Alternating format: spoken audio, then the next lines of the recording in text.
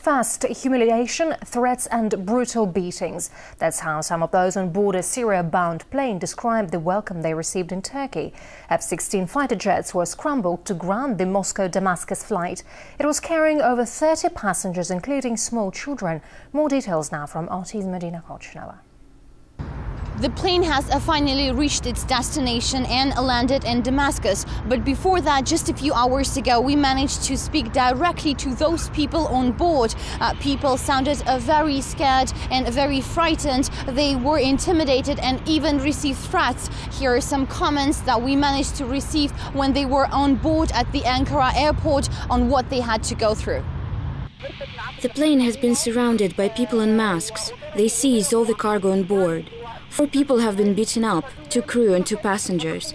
They tried to force them to sign documents. We don't know what these papers are about. We are scared for the fate of the captain. He has been taken away and threatened with arrest if he doesn't sign an emergency landing paper. I'm on board with 3 children. We're all hungry. I saw that a trolley was driven up to the plane and people began to carry out boxes out of the plane. Turks opened these boxes, took pictures of what's inside them.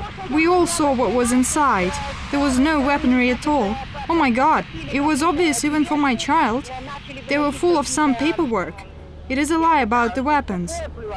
Turkey says that the reason for such a move was the information that the Turkish intelligence received that the plane was carrying some military cargo. However, later there were some speculations that the cargo that was found contained radio equipment instead of any weapons.